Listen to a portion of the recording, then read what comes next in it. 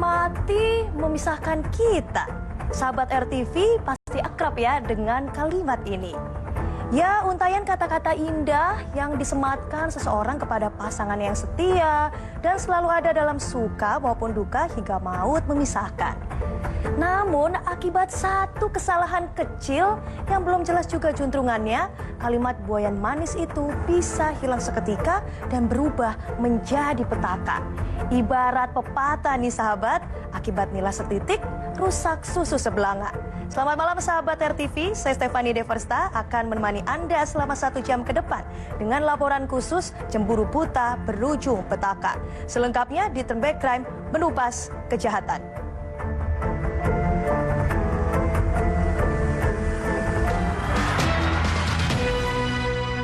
Terima kasih Anda masih bersama kami di Turn Back Crime. Peristiwa tragis juga terjadi di Pontianak, Kalimantan Barat nih sahabat. Seorang ibu dan anaknya ditemukan tewas bersimpah darah di dalam rumahnya di Jalan Tanjung Harapan, Kelurahan Banjar, Serasan. Kedua korban telah tewas beberapa hari sebelum ditemukan oleh keluarga dan tetangga. Kuat dugaan, ibu dan anaknya itu menjadi korban pembunuhan.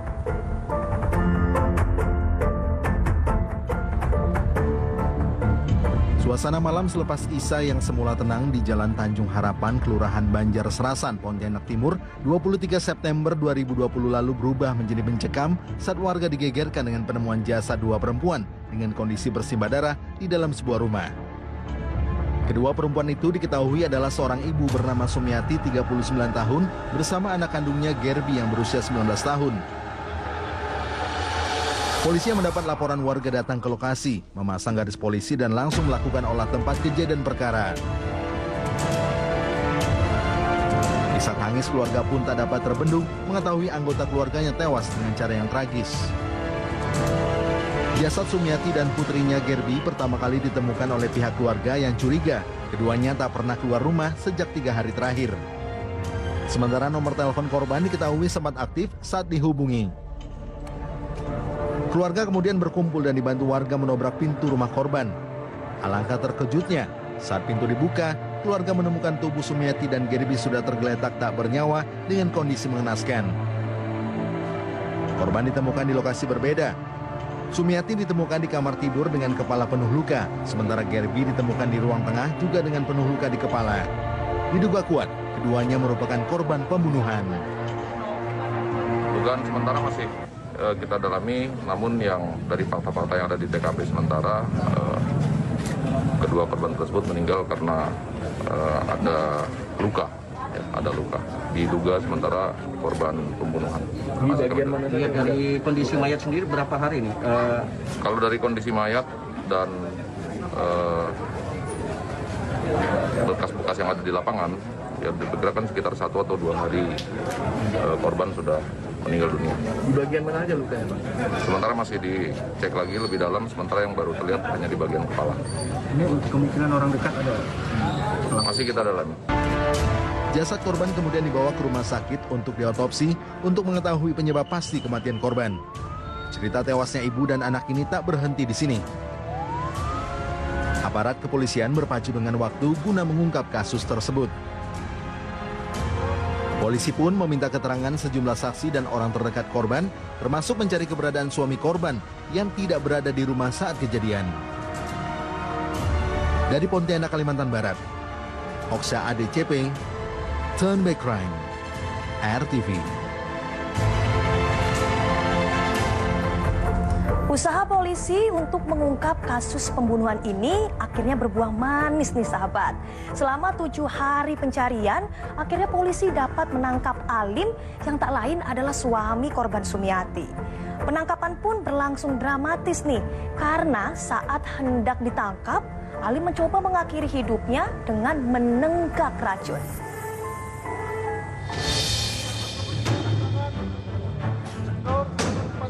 Warga Jalan Tanjung Harapan, Kelurahan Banjar, Serasan, Pontianak Timur digegerkan dengan penemuan 2 jasad perempuan di rumah dengan kondisi bersimbah darah. Tubuh Sumiati dan anak kandungnya Gerbi pertama kali ditemukan oleh pihak keluarga yang curiga. Keduanya tak pernah keluar rumah sejak 3 hari terakhir sebelum kedua jasad korban ditemukan.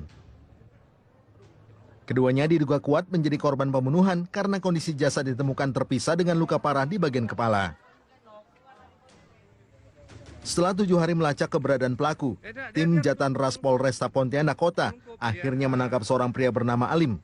Ironisnya, Alim tak lain adalah suami korban, Sumiati.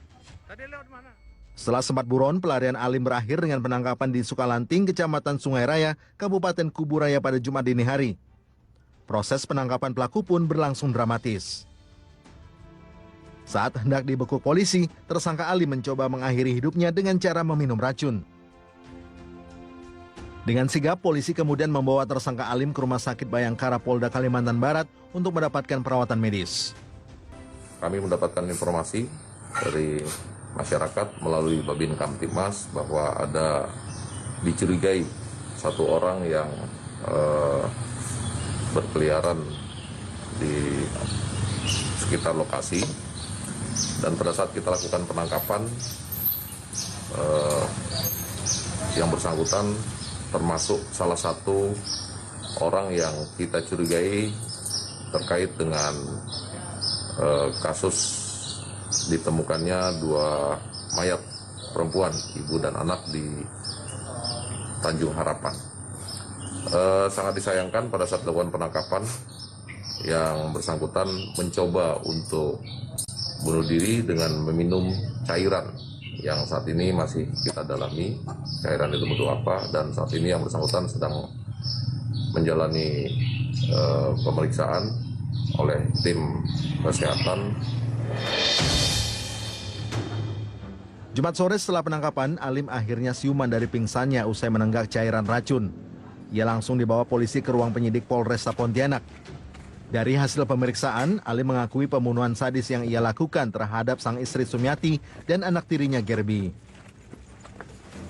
Penyebabnya lantaran ia terbakar api cemburu dan sakit hati terhadap istrinya Sumiati dan menuduh korban memiliki pria idaman lain. Ini tak lain dipicu oleh permintaan sang istri yang ingin berpisah dengan pelaku. Motifnya ada mau berpisah sama saya. Kenapa pula sampai dia minta pisah? Bapak sering pukul dia kan? Enggak, Pak. Enggak pernah saya jentik-jentik dia, Pak. Saya sayang sama dia, Pak. Kenapa dia sampai minta pisah? Ini enggak tahu lah, Pak. Ada yang ketiga ke apa ke gitu, Bapak. Terbakar api cemburu membuat Alim gelap mata. Dirinya tega menghabisi nyawa 2 perempuan yang seharusnya ia lindungi dengan cara yang sadis. Tindakan brutal pelaku tentu harus dibayar mahal dengan hukuman dalam penjara untuk waktu yang cukup lama. Dari Pontianak, Kalimantan Barat, Oksa ADCP, Turn Back Crime, RTV.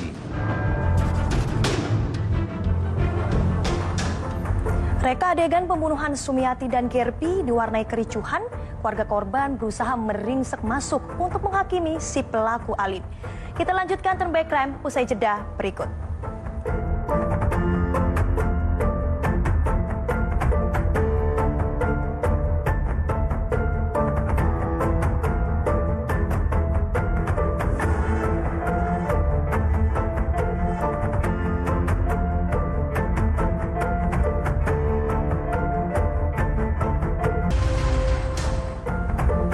Sahabat, di bawah pengawalan ketat, aparat Polresta Pontianak membawa Alim ke tempat kejadian perkara untuk menggelar reka adegan.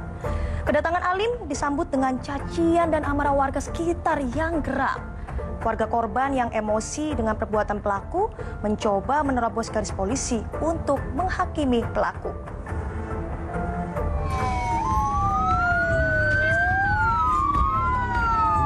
Sabtu siang 3 Oktober 2020 lalu, suasana di Jalan Tanjung Harapan, Kelurahan Banjar Serasan, Pontianak Timur, mendadak dipenuhi warga.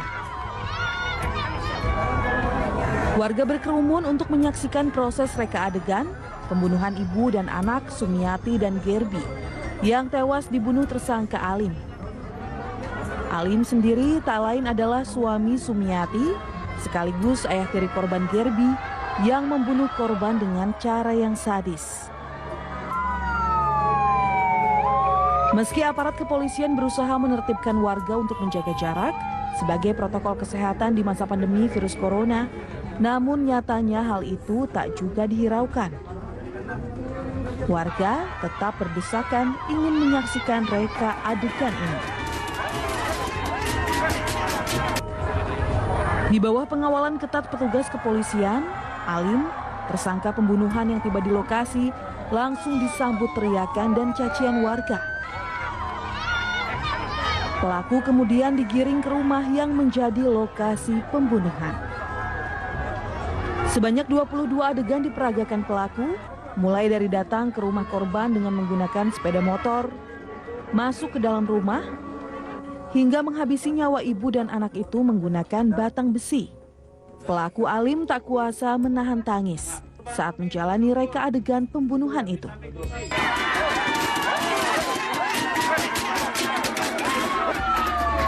Reka adegan pembunuhan Sumiati dan Gerbi pun sempat diwarnai kericuhan saat pihak keluarga korban datang menyaksikan jalannya reka adegan. Keluarga korban tak mampu menahan emosi hingga mengamuk dan mencoba mengejar serta memukuli pelaku.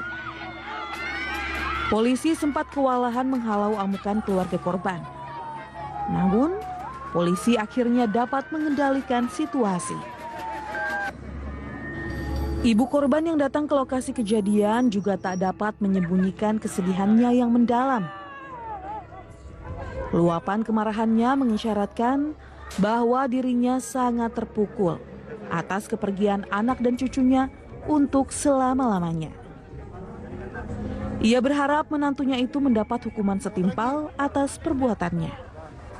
Emang saya tak suka benar, Mas. Tolong, Mas. Hukum yang setimpal, Mas. Bila perlu dihukum mati aja itu minta saya. Saya tidak perlu apa biar barang-barang yang dia hilang semua sepihak hilang masa bodoh. Yang penting dia dihukum setimpal. Rugi saya. Anak saya mati, dia dihukum aja berapa tahun keluar. Itu percuma. Lebih bagus cukup mati aja. Saya dari saya dari kecil besarkan dia, Pak. Bapaknya meninggal, saya besarkan. Udah besar ibu orang saya enak-enaknya, ya Allah. Usai melakukan reka adegan, Alim langsung diamankan dan dilarikan ke mobil polisi dengan pengawalan ketat. Hal ini untuk menghindari amukan warga yang marah dan sudah menunggu kehadiran pelaku sejak pagi hari di pinggir Jalan Tanjung Harapan, Kelurahan Banjar Serasan, Pontianak Timur. Misteri kematian Sumi 39 tahun dan anak kandungnya Gerbi 19 tahun akhirnya terungkap. Jumat 2 Oktober 2020 dini hari kemarin, tim Jatan Satreskrim Polresta Pontianak berhasil mengamankan AL, suami dari korban Sumi. Nah, hari ini dilakukan prarekonstruksi di lokasi kejadian yang dipimpin langsung oleh Kapolresta Pontianak Kombes Pol Komarudin. Dari Kota Pontianak, Kalimantan Barat, Oksa DCP untuk Tun Baik Crime.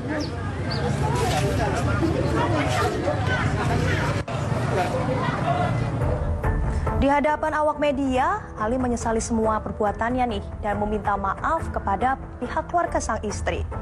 Namun penyesalan seringkali datang belakangan. Pembunuhan yang Alim lakukan membawanya harus berurusan dengan hukum. Akibat perbuatannya, Alim pun terancam hukuman seumur hidup.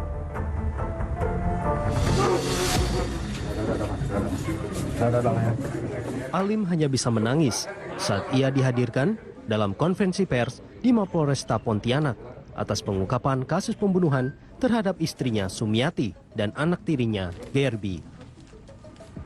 Dari hasil penyelidikan, olah TKP dan rekonstruksi oleh pihak kepolisian, Alim terbukti menghabisi kedua korban menggunakan besi padat.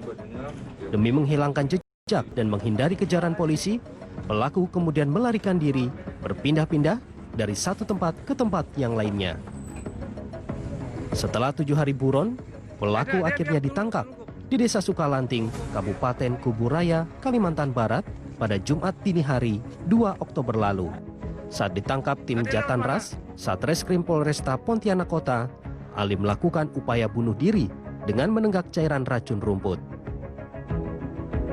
Namun anggota polisi dengan sigap menyelamatkan nyawa Alim dan langsung melarikannya ke rumah sakit untuk mendapat perawatan medis. Awal dari percakapan korban inisial GB. Ya. Dari catatan handphone yang bersangkutan, kami temukan ada sedikit percakapan pada pukul 00.44. Dan di pukul 00.44 bahwa korban GB sempat menyampaikan kepada rekannya bahwa ada yang menggedor pintu dengan memanggil nama yang bersangkutan. Dari sinilah kami bergerak untuk melanjutkan proses penyelidikan dan mengerucut kepada terduga pelaku dari pembunuhan tersebut. Setelah dilakukan pemeriksaan, pelaku kita tetapkan sebagai tersangka dengan persangkaan pasal 340 dan atau pasal 338 dan atau pasal 351 ayat 3 dengan ancaman hukuman seumur hidup.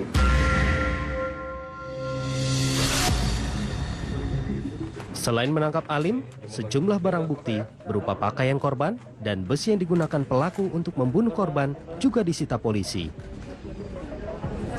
Di hadapan awak media, Alim menyesali semua perbuatannya dan meminta maaf kepada pihak keluarga sang istri.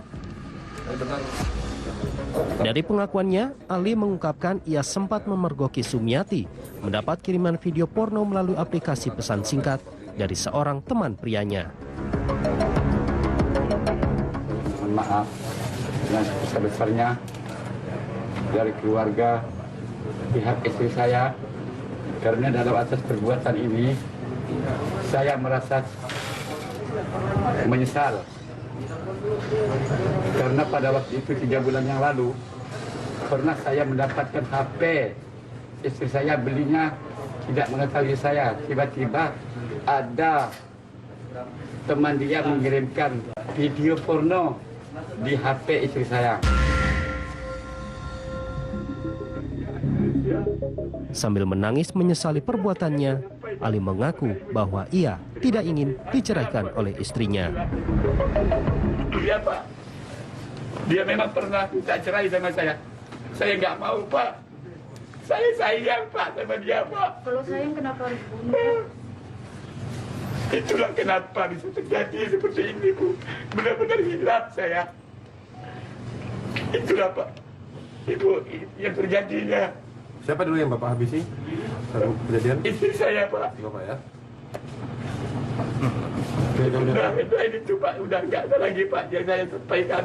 Saya benar-benar minta maaf keluarga Umi. Saya memang salah. Saya siap untuk menjalankan hukuman apa yang atas perbuatan saya.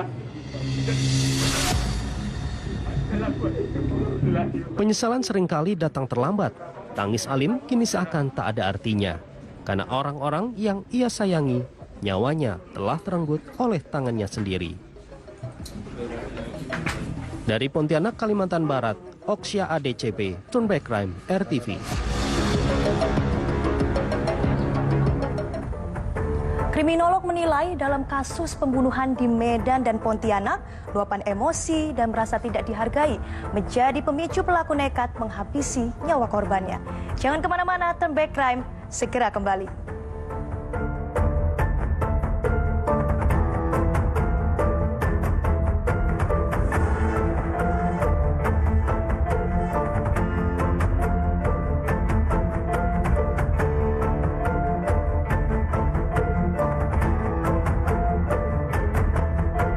Nah, dalam suatu hubungan semuanya memang butuh proses. Ada yang sebentar, ada juga butuh proses yang cukup lama untuk saling mengenal satu sama lain hingga menjadi seia sekata. Lagi pula, Roma tidak dibangun dalam sehari kan? Jangan sampai hanya karena cemburu buta, kita bisa melakukan hal-hal di luar nalar dan menghancurkan segala usaha yang dibina, apalagi sampai berujung pidana. Laporan ini sekaligus menutup perjumpaan kita kali ini. Tetap saksikan program Turnback Crime setiap Senin pukul 23 waktu Indonesia Barat hanya di RTV. Saya Stefani Deversta, salam Turnback Crime, berubas kejahatan.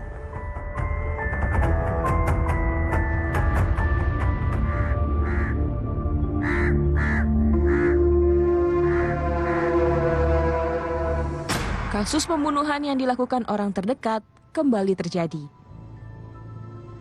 Sepenggal jalan raya di Desa Bandar Kalipah, Kecamatan Percut Seituan, Kabupaten Deli Serdang, Sumatera Utara, menjadi saksi bisu pembunuhan seorang perempuan bernama Fitriyanti.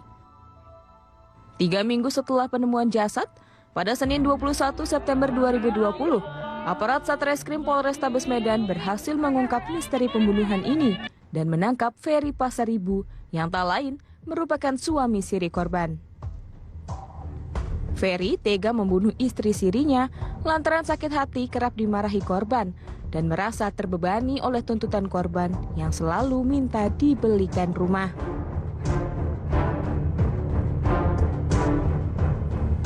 Peristiwa serupa juga terjadi di Pontianak, Kalimantan Barat.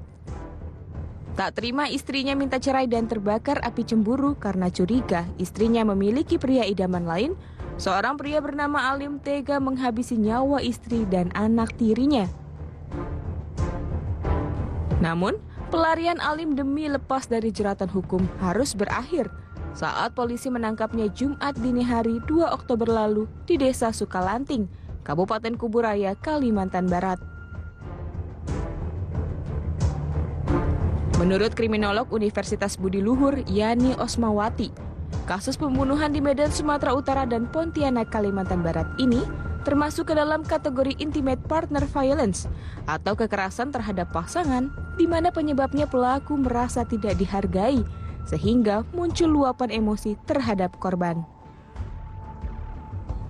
Untuk kasus pembunuhan sendiri, memang rata-rata memang pelakunya adalah orang-orang yang tak ada di sekitaran korban. Jadi memang sangat jarang terjadi yang namanya pembunuhan itu dilakukan oleh orang asing.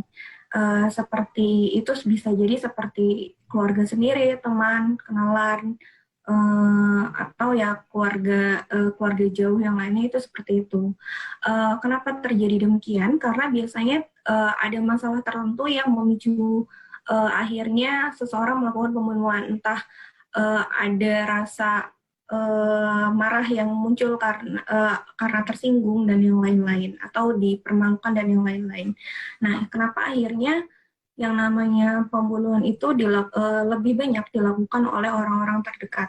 Nah, untuk kasus pembunuhan di Kalimantan dan Medan ini yang melibatkan suami sebagai pihak yang membunuh istrinya, saya rasa ini juga masuk ke dalam apa yang kita namakan sebagai intimate partner violence yang terjadi karena memang adanya infiltrasi ataupun penanaman maskulinitas yang berlebihan kepada laki-laki di masyarakat kita. Kayak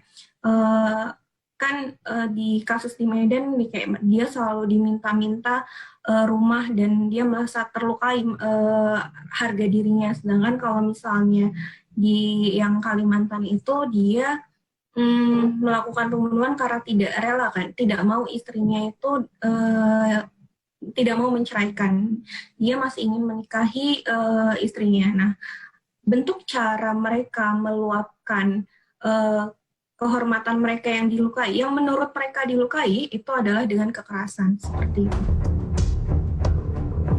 Masalah yang dihadapi dengan emosi yang meluap, alih-alih akan diselesaikan, nyatanya justru semakin keruh dan berujung petaka.